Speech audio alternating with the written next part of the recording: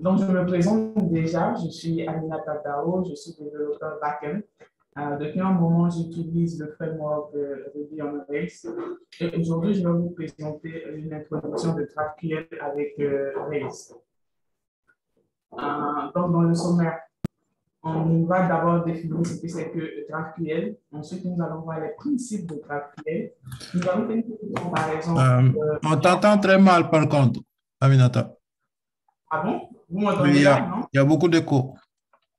Il y a des échos. Ok, je vais essayer. Donnez-moi 2 minutes. Je vais essayer de ça.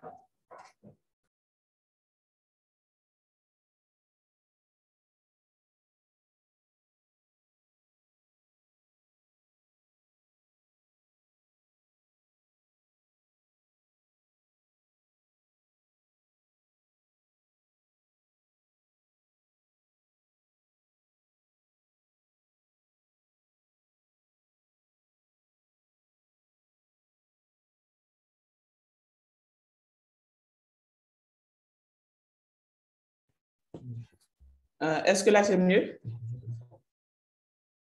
Oui, Vous m'entendez mieux? beaucoup mieux.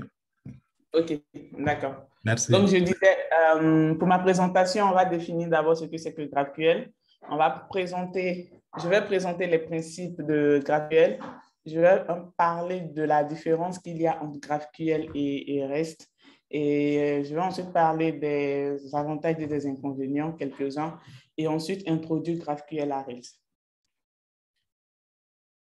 Qu'est-ce que GraphQL déjà? Donc, c'est un langage de requête et de manipulation de données. Open source pour les API. Il s'exécute dans un environnement pour répondre aux requêtes des données existantes. Donc, pour la petite information, pour la petite histoire, GraphQL a été créé par Facebook en 2012. Ensuite, il a été open sourcé par Facebook aussi en 2015. Et en 2019, Facebook et d'autres sociétés se sont mis ensemble pour créer justement la fondation GraphQL qui est chargée de maintenir et de développer GraphQL et d'autres logiciels communautaires. Donc, GraphQL aussi fournit uniquement aux clients les données dont ils ont besoin. Comme on l'a dit, GraphQL, c'est un langage de requête. Donc, c'est un langage qui permet d'obtenir, on a dit, au client ce dont il a besoin. Donc, ici, sur les deux schémas, vous voyez, j'ai fait 2 requêtes. Ici, une requête qui a 4 arguments. Là aussi, une requête qui a 4 arguments. Mais vous voyez, le username ici change avec l'email. Donc, GraphQL fournit exactement au client ce qu'il a besoin et rien d'autre. Nous avons ici, je vais vous montrer ici sur ce schéma-là une requête de GraphQL. Donc ici, c'est une query qui définit un utilisateur avec les dépendances de plusieurs objets qu'il a. Le thème graph qui est dans GraphQL est représenté par l'image à droite qui montre un peu un objet et les différentes dépendances qu'il a entre eux. Juste avant de continuer, je voulais juste vous rappeler un petit détail, c'est pas grand-chose. Je ne suis pas experte en GraphQL, je me suis beaucoup intéressée au sujet. Donc ici, je vais essayer de vous l'introduire un peu avec le framework que j'utilise souvent, Rails. Je voudrais dire aussi que je n'ai jamais utilisé GraphQL en production, je l'ai juste utilisé avec des projets personnels, des petits projets que je fais pour moi-même. Donc, pour continuer sur les principes de GraphQL, donc les différents principes de GraphQL, le plus important, ce sont les schémas. Donc, les schémas, c'est un peu un outil qui permet de définir les données de GraphQL. Donc, c'est un peu comment est-ce qu'on écrit les objets qui sont définis dans GraphQL. Il va spécifier également ce que c'est qu'une query et une mutation. Donc, juste pour expliquer cette partie-là, les schémas sont utilisés pour décrire les formes de données qui sont disponibles. Donc, on a les données qui sont disponibles et les schémas, on les utilise pour décrire ces formes-là. Donc, comme vous voyez sur le schéma en bas, on a 2 objets qui sont disponibles, le user et le post. Et on utilise les schémas pour décrire ce que c'est que ces objets-là. Exactement. Donc, ici, on a un post qui a ses attributs et qui a un user comme objet. Et en bas, on décrit l'objet user et qui prend une liste de posts.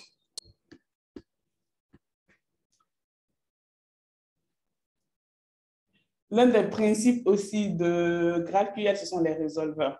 Donc, les résolveurs, pour faire simple, ce sont des fonctions où on décrit la logique du métier. Donc, les résolveurs, ils font juste la liaison entre le schéma qu'on a dit plus tôt et la logique de votre métier. C'est dans les résolveurs où vous allez mettre tous les règles qui définissent votre API.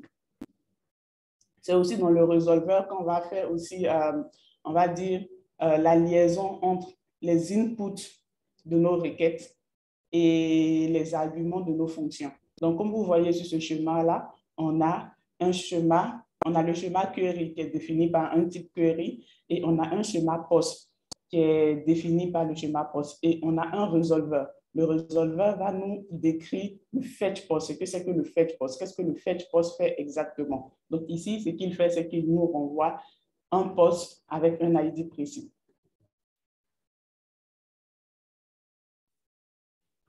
Donc, plus haut ici, vous voyez bien, j'ai mis query et j'ai mis ici query et mutation. Donc, ce sont des schémas un peu globaux de GraphQL que nous allons définir plus bas. Donc, query et mutation, si on veut faire un peu l'analogie avec REST, on va tout simplement dire que les queries, c'est tout ce qui est get, tout ce qui permet d'afficher les données, et les mutations, c'est tout ce qui permet de modifier la donnée. Donc, tout ce qui est post, put, patch et delete. Très simple. Ensuite, je vais vous montrer un peu la différence que moi j'ai vue entre GraphQL et REST. Donc, on va juste expliquer ce schéma-là. On sait que REST, c'est juste un style architectural et GraphQL, c'est un langage de requête plus flexible. Donc, ici, avec REST, avec REST, ici, on a des appels de l'API vers le client. On a surtout plusieurs endpoints qui vont faire des allers-retours. Donc, on aura plusieurs endpoints pour un ou plusieurs ressources qui vont faire des allers-retours entre le client et l'API à chaque fois. Par contre, avec GraphQL, on a un seul endpoint qui est le post. Le post, parce qu'il doit envoyer des données structurées à chaque fois au back-end. Mais c'est la ressource, on va dire c'est le body de la requête qui change, qui va déterminer qu'est-ce qu'on doit faire exactement. C'est soit une query qui permet d'afficher des données, soit une mutation qui permet de modifier la donnée. Donc, pour continuer un peu dans la différence entre ces deux trucs-là, on peut considérer REST comme un filet de pêche. Donc, quand on part à la pêche avec un filet, on met le filet et on attrape, on va dire, plusieurs poissons. Donc, on va ressortir avec plusieurs poissons, certes, mais on va se retrouver parfois avec des poissons dont on n'a pas besoin. Peut-être des poissons plus petits ou des poissons morts, on ne sait pas. Donc, REST, il te prend vraiment les données complètes dans son ensemble. Alors qu'avec GraphQL, on part plutôt d'un hameçon. Donc, à chaque fois, pour récupérer une donnée, donc pour récupérer un poisson, tu vas mettre l'appât que tu veux, enfin, le poisson que tu veux, donc l'appât avec le poisson que tu vas attraper, tu mets ça dans l'eau et tu récupères un poisson à la fois. Donc, tu as plus de spécifications sur la donnée que tu veux. Après ça, on peut un peu imaginer quels sont les avantages et les inconvénients de REST. Les désavantages de REST, on va commencer par les avantages. GraphQL, pardon, les avantages de GraphQL. Donc, j'ai mis juste quelques-uns. Il y en a plusieurs. J'ai mis juste ce que j'ai trouvé assez pertinent. Donc, le désavantage déjà, c'est l'optimisation des requêtes. Donc, on l'a dit, vraiment, c'est l'un des avantages de GraphQL, on le dit à chaque fois, la spécification des données clients. Donc, le client demande exactement ce qu'il veut. Si on a un objet user où il y a nom, prénom, ID et plein d'autres informations liées au user, on demande, le client va utiliser que ce qu'il veut dans un moment bien défini. Ensuite, on a l'optimisation des données réseau. Donc, ce qui se passe avec GraphQL, en fait, quand ça a été créé en 2012 par Facebook, ça a été créé surtout pour les mobiles. Donc, ils avaient des problèmes d'affichage de données. Comme on a dit, avec REST, tu as l'ensemble des données complètes. Donc, parfois, tu peux te retrouver avec une bande passante faible. Et quand tu as l'ensemble des données, tant que la donnée n'est pas complète, tu ne pourras pas l'afficher en fait au client. Avec GraphQL, ce qui se passe, c'est qu'aujourd'hui, on peut afficher une partie de l'information, juste le minimum pour que l'application fonctionne. Et après, on peut compléter cette information-là. L'un des avantages aussi, ce sont les messages d'erreur en GraphQL. Donc, comme GraphQL est fortement typé, on l'a vu tout à l'heure avec les schémas, comme il est fortement typé, on a les messages d'erreur qui sont assez précis en fait.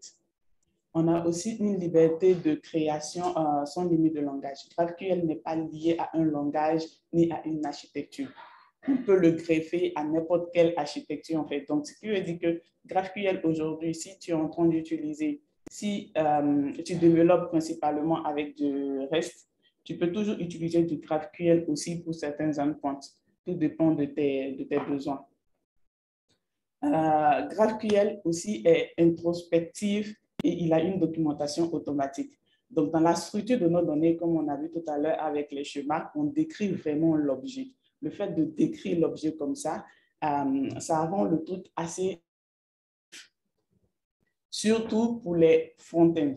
Donc, parfois, on n'a pas besoin d'attendre que le back-end finisse de décrire la signature de l'API avant que le front-end commence à développer. Juste avec la signature, juste avec la description du schéma, on a déjà une documentation automatique et le front peut se baser sur ça pour commencer à développer de son côté. Les inconvénients de GraphQL. Donc, l'un des inconvénients majeurs de GraphQL, c'est la mise en cache. La mise en cache, elle est très complexe. Pourquoi?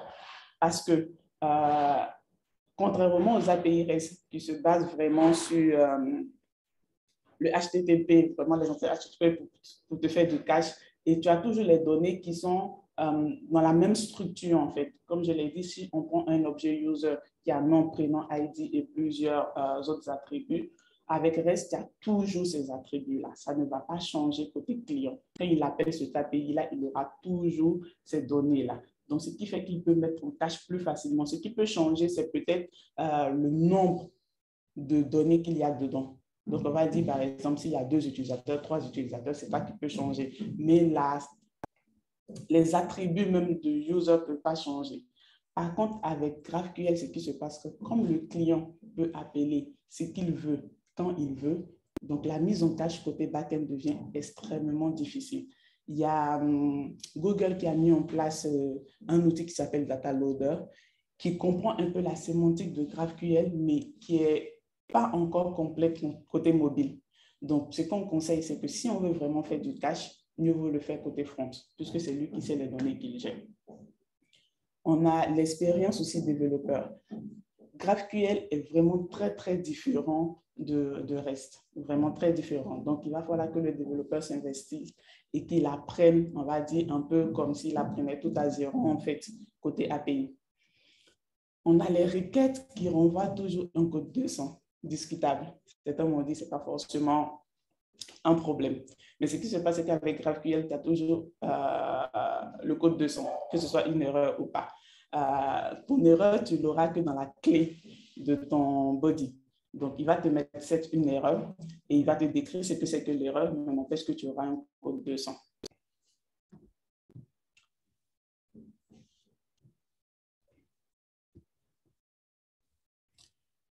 Je vais vous parler maintenant de comment introduire GraphQL à Rails.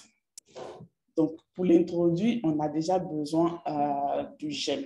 Donc, un gem, pour ceux qui ne viennent pas du monde Ruby, c'est juste une librairie. Donc, il faut importer la librairie dans ton projet Rails. Soit tu peux le faire par gem install GraphQL dans ta console, ou juste dans ton gem file, mettre gem GraphQL. Et ne surtout pas oublier d'installer le bundle après. Après ça, on va générer GraphQL maintenant dans ton projet. Donc, pour le générer, c'est juste cette ligne-là, en fait. Donc, tu fais Rails generate GraphQL 2.install. Après la génération, ce qui va se passer, c'est que tu auras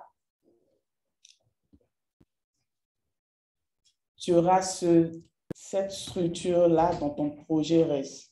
Donc, il va changer. Ce qui va changer, c'est que tu auras un dossier GraphQL qui va être créé dans ton projet REST et tu auras un contrôleur GraphQL qui va être créé. Le contrôleur, il est généré automatiquement par cette commande-là. Et il y a certains des dossiers aussi qui sont générés automatiquement ici, comme type, comme mutation, comme concern, qui sont générés automatiquement. Le dossier query, c'est un dossier qui est créé en fonction des différents besoins qu'on a, mais il n'est pas généré là-dedans. Ensuite, tu as les types. Donc, comme on a dit, les schémas décrivent un peu les types de données. Donc, tu as les types par défaut qui sont créés lors de l'installation de GraphQL dans Rails. Donc, tu as tous ces types par défaut qui vont définir des types qui sont utilisés, comme par exemple le type mutation. On l'a vu tout à l'heure. Mutation, c'est tout ce qui permet de modifier la donnée. Et on a des types qui sont customisés, donc des types qui vont être créés en fonction de nos besoins. Des commandes aussi à connaître dans Rails au GraphQL. Moi, personnellement, ce que j'utilise fréquemment, c'est le $object et le mutation. Donc, le objet te permet de créer des données de type query et les mutations te permettent de créer des données de type mutation. Non, on va passer à une démo. Je vais vous montrer un peu concrètement dans Rails comment GraphQL fonctionne. Est-ce que vous voyez toujours mon écran?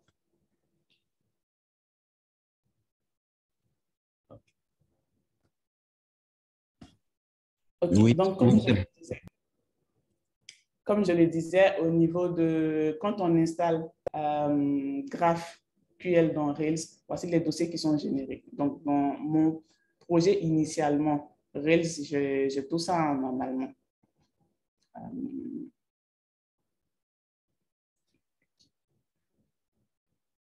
OK, j'ai tout ça. J'ai mon contrôleur normal, mais quand j'installe GraphQL dans Rails, j'ai un nouveau contrôleur qui s'installe, qui se génère. Donc, le contrôleur GraphQL, qui est généré automatiquement. Tout ce code-là est généré automatiquement. Ce qui va changer, c'est peut-être dans le contexte. Le contexte va savoir si tu veux authentifier tes requêtes ou pas. Ensuite, on a le dossier graph aussi qui vient. Comme j'ai dit, il y a les types qui sont là par défaut. Il y a le dossier aussi schéma qui est là par défaut. On a le dossier mutation qui est là par défaut et le dossier queries, c'est créé en fonction de nos besoins. Ici, je vais vous montrer vite fait à quoi ça ressemble le type query. OK. Donc, comme on l'a dit tout à l'heure, query, c'est tout ce qui permet d'afficher les données.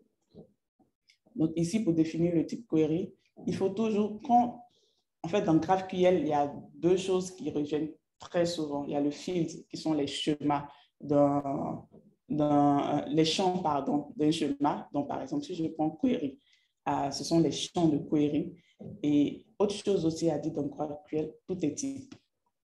Tout ce qu'on va voir, il faut les définir comme type. En fait. Donc, type, objet, voilà.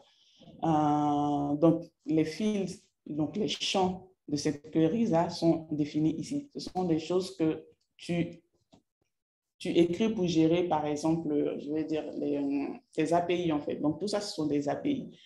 Comme je l'ai dit, il y a un seul endpoint et c'est le corps qui change. Et quand tu appelles ton post GraphQL, il faut que tu définisses quelle est la ressource que tu veux appeler. Donc, ici, on a user, on a post, on a catégorie, on a fetch post. Donc, je vous montre un peu ce qui se trouve au niveau de fetch post. Je le mets ici. OK, donc on a dit, on a des résolveurs. Les résolveurs, c'est là où on gère notre logique métier. Et tout à l'heure, je vous ai montré une capture d'écran avec le résolveur de fetch post qui était juste le fait de ramener juste un post bien spécifique avec un ID spécifique qui retourne un tableau. Ici, nous avons le type de retour. On le met toujours le type de retour qui est le type post. Et on a toujours un argument, puisqu'on veut retourner l'ID, un post avec un ID précis. Donc, on met toujours l'argument. Donc, on a des fonctions où on a des arguments, où on a des fonctions où on n'a pas d'argument. Donc, ici, j'ai un argument. À quoi ça ressemble un type post? Donc, le type post, c'est un type que j'ai créé parce que j'ai besoin de cet objet post-là dans mon projet en groupe. Donc, le type post est décrit comme ça. Donc, tout à l'heure, je vous ai dit, le schéma décrit vraiment les données qui existent au niveau de chaque objet. Qu'est-ce que je peux vous montrer? Oui, ici, aussi, les queries. Ce qui se passe, c'est qu'au niveau des queries, on crée des dossiers. Pourquoi on crée des dossiers? C'est juste par souci de rendre le code un peu clean. Ici, vous avez vu, j'ai mis un code en commentaire. Ça veut dire qu'on pouvait faire l'appel des queries directement dans le type query. Ça ne dérange pas. Mais si on se retrouve avec, par exemple, je ne sais pas moi, 10 objets à traiter, donc on a post, on a user, on a catégorie, on a classe, on a commentaire et tout ça. Si on doit faire tous les get de tous ces objets-là ici, vous allez voir, ça va devenir vraiment très gros. Voilà pourquoi on essaie de les transférer dans un module qui s'appelle query et ensuite les appeler ici comme des champs. Sinon, on peut directement les traiter ici. Les types de mutation. Donc, mutation, on a dit, c'est tout ce qui permet de modifier la donnée, tout ce qui est create, delete, update et c'est tout. Donc, ici, par exemple, je vais vous montrer la création d'un poste. Donc, c'est le même principe que les queries. Quand tu le crées, ensuite, il faudrait venir l'appeler au niveau des mutations. On dit que c'est un champ de ton type de mutation, de ton objet de mutation, pardon. Donc, on a toujours un résolveur. Donc, comme on a dit, le résolveur regroupe la logique métier. Donc, ici, j'ai des arguments. Donc, les inputs de mon API. Ce qui se passe, les inputs ici, moi, je les ai mis dans un module input. Ce n'est pas obligé non plus. C'est juste par souci de rendre un peu le code clé. Donc, on a un dossier input, un module input ici qui n'est pas généré par GraphQL. Ça, c'est un dossier que l'on crée. Ça aurait pu s'appeler aussi argument, ça peut s'appeler n'importe quoi. Il faut juste le signifier ici quand tu l'appelles. Donc, input, c'est juste comme il est intitulé, les inputs de ton API, en fait. Donc, ici, on aurait pu mettre argument 1, argument 2, argument 3, argument 4. Il n'y a pas de souci non plus. Et ensuite, les fields, c'est toujours les données de retour. À quoi ça va ressembler la donnée de retour? Donc, la donnée de retour est de type post, qui est, je ne sais pas où il avait mis le type post. Donc, le type post qui est là. Donc, c'est toutes ces données-là, l'utilisateur aura le choix d'appeler, de faire des appels entre toutes ces données qui sont là. Voilà. Et ensuite, dans le résolveur, comme je l'ai dit, je décris ma logique métier. Ici, je dis que ma ressource, elle est identifiée. Ensuite, je prends mon argument que j'ai défini plus haut. Je le mets en H, bien sûr. Et ensuite, je lui dis, par exemple, dans mes arguments, il y a un fichier. Et ensuite, je renvoie toujours un objet de type post. Et en bas, je gère mes erreurs, comme on le fait d'habitude.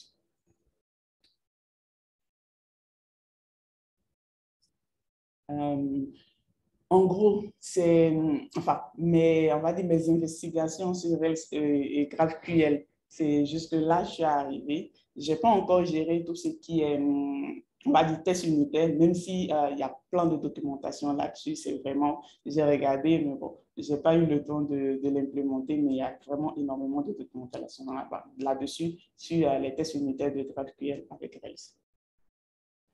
Je vais vous montrer un peu aussi la route, comment elle est définie.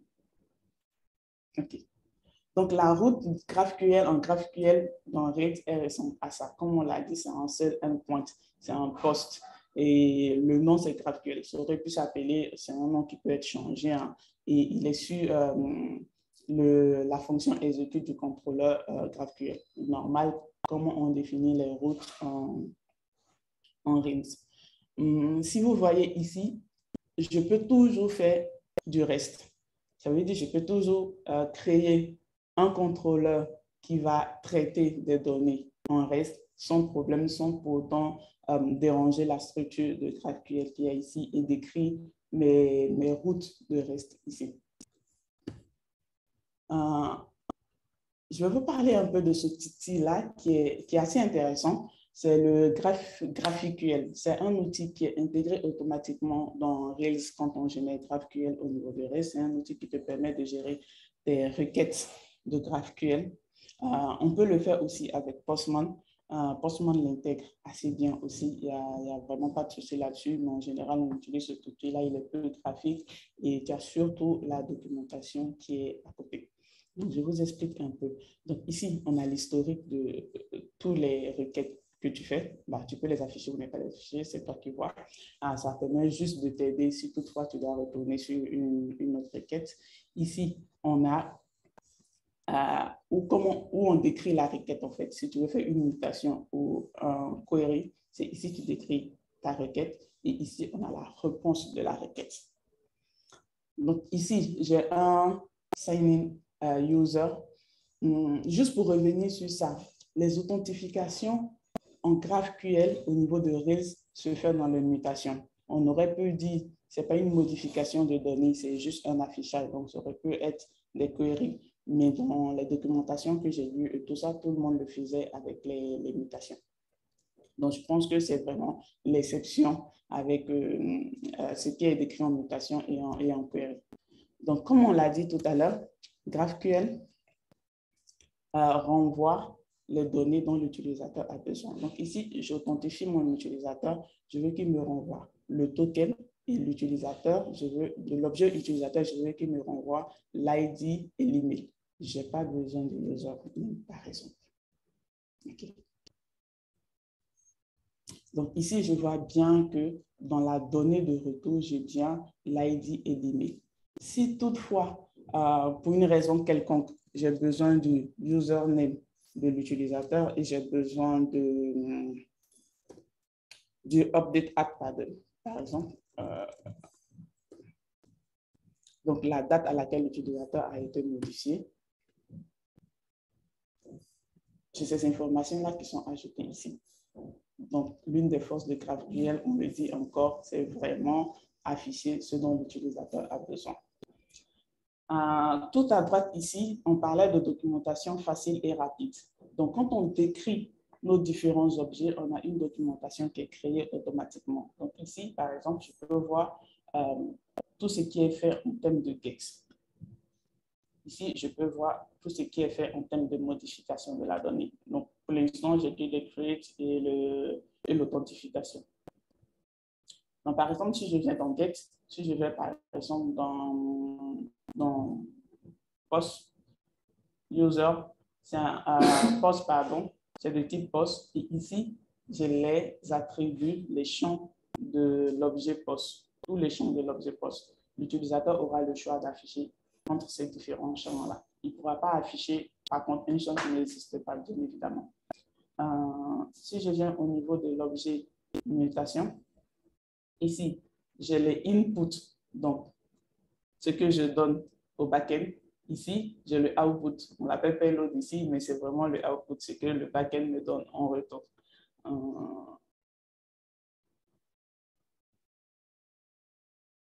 OK, donc pour cette démonstration, c'est tout.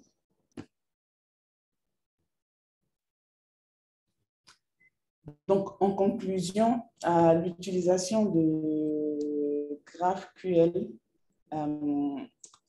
est vraiment assez, on va dire, assez intuitif. Certes, il y a un apprentissage à faire là-dessus, mais pour moi, ce n'est pas quelque chose d'assez compliqué pour un développeur, même junior, il peut prendre GraphQL assez facilement en main. Par contre, utiliser GraphQL contre Rails, ça reste vraiment une décision qui doit être influencée par les différents cas d'utilisation qu'on a.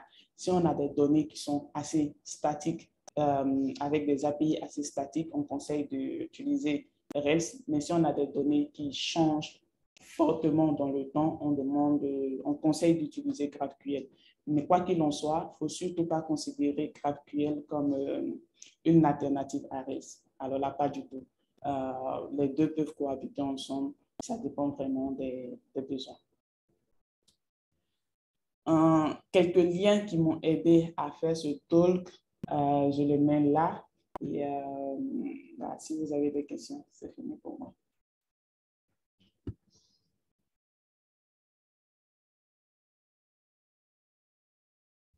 super, super, super présentation. Daour, c'est vraiment extraordinaire. En plus, je voulais dire, c'est la première femme qui présente en fait cette année. Donc, félicitations et c'est une belle présentation très claire, machallah. Donc, guys, n'hésitez pas si vous avez des questions, des contributions. Open. C'est surtout ma première présentation tout court. Hein, donc, Ah, ok, ouais, c'est vrai, c'est sa première présentation à CRV. C'est pas la dernière, quoi, tu vois?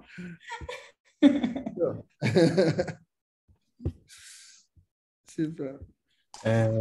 Bonjour tout le monde, merci Dao pour cette présentation. Pour moi, j'avais juste une question au public. Je ne sais pas s'il y a déjà une personne qui a utilisé GraphQL en production. C'est juste pour un retour d'expérience pour voir si c'est vraiment stable, si c'est pas compliqué à mettre en place, ainsi de suite.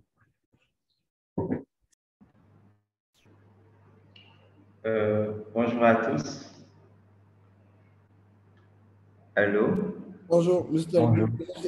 Bonjour. D'accord. En fait, par rapport à la question, oui, aujourd'hui, nous utilisons GraphQL en production.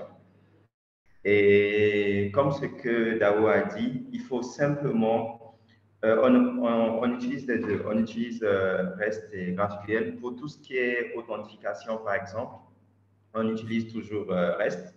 Mais pour tout ce qui est chargement de données, traitement de données, on utilise GraphQL parce qu'on a beaucoup de données qu'on charge à certains endroits et à pas d'autres endroits.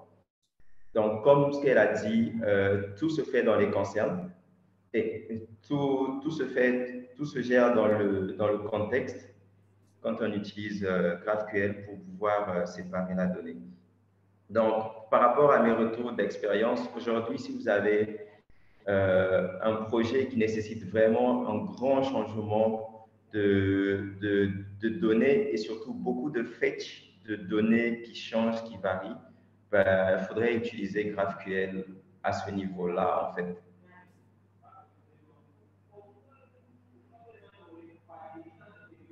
Okay. C'est un peu ce que je peux ajouter. Après, quand même, il faut quand même avoir une connaissance un peu solide avec REST pour pouvoir faire du refactoring.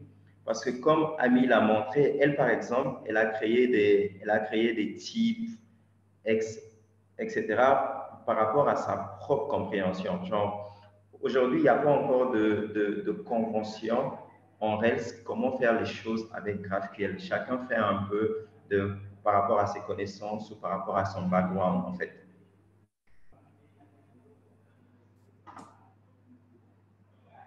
Ok, super. Merci Bianca pour ce retour d'expérience. Il y a Mordien qui demande pour la partie cliente, est-ce qu'il y a des différences sur la manière de consommer les données GraphQL et REST? Est-ce qu'il y a une différence sur la manière de consommer les données?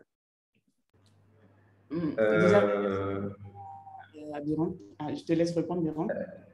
Ok, excuse-moi. Donc, c'est vrai. Pour la partie client, aujourd'hui, on utilise React avec Relay. Donc, Relay offre une documentation assez simple pour pouvoir utiliser en fait GraphQL au niveau front. Donc, c'est la combinaison parfaite de l'utilisation de GraphQL au niveau front en fait. Donc, on utilise React, Relay et GraphQL.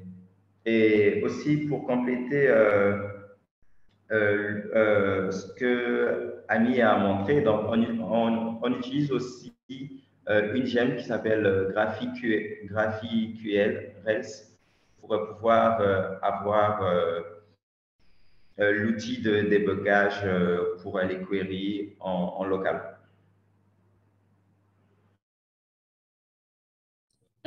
Merci beaucoup, Miran, pour ton retour. Juste pour compléter, Momo, oui, pour l'avoir pratiqué un peu, il y a une manière de consommer, il y a une manière différente de consommer les données en GraphQL et en REST côté client. Il y a une manière de consommer.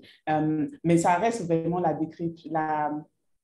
comment les requêtes sont décrites de la manière que j'ai montré au niveau de tout à l'heure de l'outil GraphQL, comment les réponses sont décrites, c'est exactement de cette manière-là, c'est lesquelles sont décrites aussi chez les clients, en fait.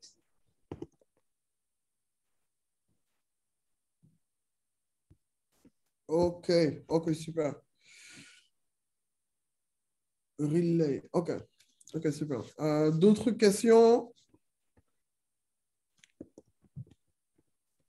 Bonjour à tout le monde. Est-ce que vous m'entendez?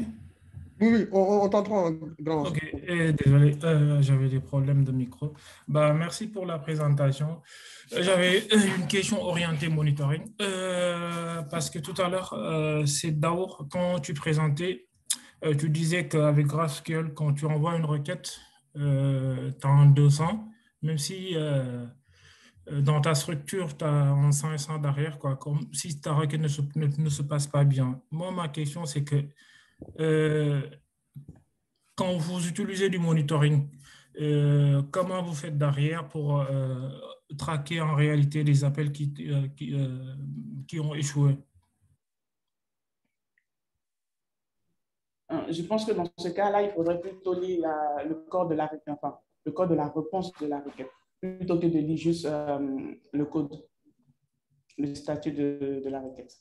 OK, donc ça implique que dans vos nodes exporteurs qui récupèrent votre métrique, de les modifier de telle sorte qu'ils vont aller scraper tout et récupérer cette partie.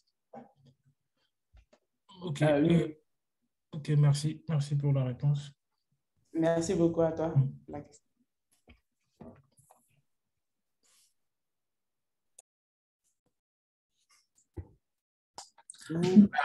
Vous m'entendez? Oui, on t'entend. Ouais. Moi, ma question, c'est, enfin, déjà, merci pour cette présentation, Amir, c'était pas mal. Et il ne faut pas hésiter à participer à nos meet-ups. On a besoin de plus de femmes, et plus de diversité. Donc, merci. Et donc, moi, la contribution ou la question, je ne sais pas trop, c'est plus de la pertinence. Quelle est la pertinence d'utiliser GraphQL versus REST? Je m'explique. Sachant que l'objectif de ce que j'ai compris, en tout cas, primaire, c'était de réduire le flux réseau chez Facebook, je crois, de réduire le flux réseau. Donc ça peut se justifier pour une entreprise de la taille de Google ou Facebook qui ont des milliards de requêtes et chaque requête économisée équivaut à un pourcentage en chiffre d'affaires. Mais pour nos projets à nous, avec des milliers d'utilisateurs ou des dizaines de milliers d'utilisateurs par jour, est-ce que la surcouche ou tout cet apprentissage et tout ce qu'on perd en termes de caching, est-ce que ça vaut le coup? Ou quel est le type de projet qui se prête à cette technologie-là, quoi? C'était ça ma question. Merci.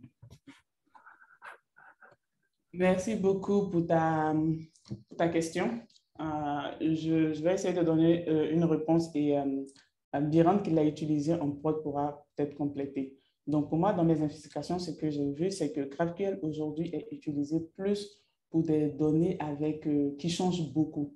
Donc, par exemple, si je prends un blog, par exemple, et je veux renvoyer ce blog-là toujours avec les commentaires. Les commentaires, ce sont des données qui peuvent varier vraiment d'un moment à un autre, en fait. Donc, pour ce genre de projet-là, oui, on peut utiliser GraphQL. Mais sinon, comme je l'ai dit, la décision, vraiment, ça dépend des cas d'utilisation. Et si Facebook l'utilise aujourd'hui à cause de la bande passante, on peut trouver toujours des cas d'utilisation pour l'utiliser dans d'autres projets, en fait. Mais ça dépend vraiment des cas d'utilisation et de comment est-ce qu'on veut présenter la donnée. Et la flexibilité aussi que GraphQL donne aussi, si on veut l'utiliser ou pas. Par exemple, tu peux te retrouver dans des projets où, dans une API, où tu veux afficher les utilisateurs, par exemple, où tu veux afficher la liste des utilisateurs complète avec toutes les informations qu'il faut. Et dans une autre API, tu veux juste afficher la liste des utilisateurs, mais juste avec quelques éléments vraiment très spécifiques.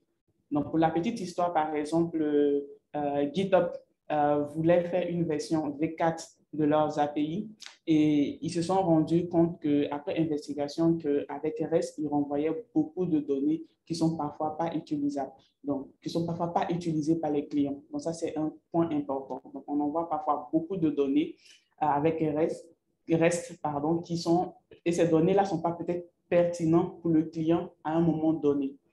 Donc, quand ils ont étudié vraiment la question, finalement, ils ont fait leur V4, ils sont partis sur du GraphQL. Une petite contribution que je veux après, par rapport à, comme elle dit là, c'est par rapport à la demande de la donnée. Par exemple, si on prend l'exemple d'une plateforme qui vend des voitures, par exemple, et l'API qui te retourne l'information d'une voiture peut changer selon l'autre application qui va consommer. Si l'autre application qui va consommer, c'est par exemple pour des clients finaux qui ont besoin du prix, des caractéristiques, ou bien par des mécanos qui se servent de la réparation, ou bien par des revendeurs. Donc, les informations de la voiture que tu vas envoyer peuvent changer, tu vois, d'une cible à l'autre. Donc, du coup, tu vas aller chercher des données qui sont spécifiques à donner à ces clients-là. Et dans le code base, souvent, comment ça se représente? Bon, si c'est du Ruby, en Rails, on a active le serializer. Donc, on va créer plusieurs serializers pour dire, OK, pour chaque type de client, on sérialise la donnée et voici ce qu'on donne. D'accord? Chez d'autres, on va parler des DTO. Donc, on va se retrouver avec plusieurs DTO et on va essayer de matcher pour voir, si c'est tel client, j'appelle tel DTO. Si c'est tel client, j'appelle tel DTO, tu vois. Après, dans le code base, ça risque d'être un peu confus, tu vois. Tout se mélange, donc tu vas avoir des DTO, des mappeurs de ces DTO-là avec l'entité. Donc, ça va être un peu mélangé. Donc, l'avantage d'avoir du GraphQL, c'est de dire, OK, sur la façon de demander, c'est la même chose pour tout le monde. Chacun décrit juste la structure de ce qu'il veut et après, sur la base de ça, on va lui donner l'info qu'il veut. Moi, c'est l'un des avantages qu'on avait vu quand on songeait à utiliser GraphQL.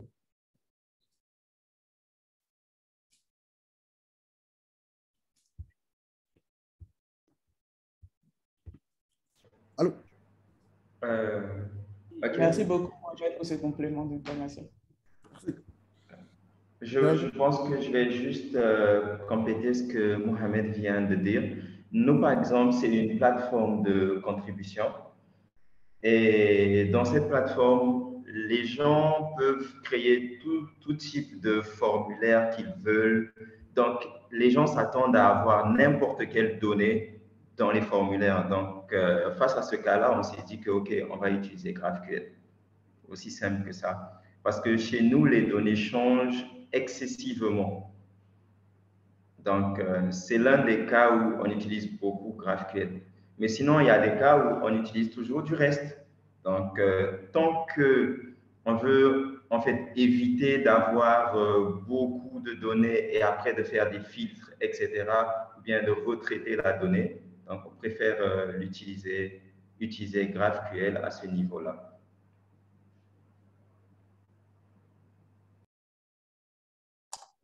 OK, merci. Super. Merci, Yaoma. Il y a une question de Sika qui dit, est-ce que c'est possible de protéger une information sensible, un attribut en fonction du user? C'est-à-dire quand elle veut dire information sensible cachée, c'est le mettre à disponibilité ou quand on ne voit pas l'attribut, c'est ça, dans les informations du user. Sika, c'est bien ça? Tu peux... Oui, c'est ça. Par exemple, on peut avoir des informations sensibles que seul un type de profil peut voir. Maintenant, est-ce que c'est possible de le protéger en fonction du user qui envoie la requête? Puisque là, sur la requête, on peut préciser les informations qu'on voit. Par exemple, si je mets le prix d'achat, par exemple, et que seuls les commerciaux ou bien le chef d'entreprise peut voir, si un client final, par exemple, demande le prix d'achat, est-ce que c'est possible de le protéger?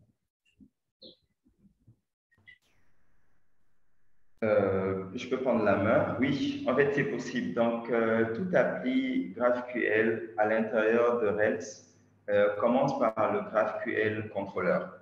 Donc, le GraphQL Controller, c'est un peu la base de ton appli Rails. Et à l'intérieur, tu peux définir en fait qu'est-ce que tu veux ne pas afficher par rapport à un certain cas. Donc,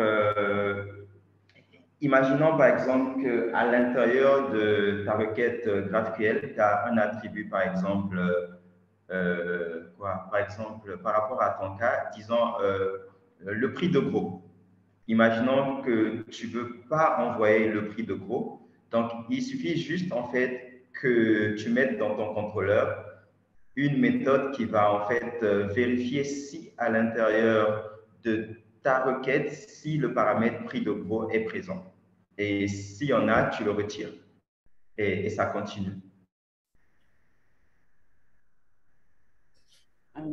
Merci beaucoup pour cette réponse. Juste pour compléter aussi, tu as, au niveau du résolveur où tu mets toute ta logique, donc pour moi, le fonctionnement du résolveur ne doit pas être différent de ce qu'on fait d'habitude dans REST. Donc c'est là-bas, par exemple, si tu as des attributs que tu veux soustraire pour certains utilisateurs, c'est là-bas qu'il faudra mettre vraiment cette logique-là, en fait. OK.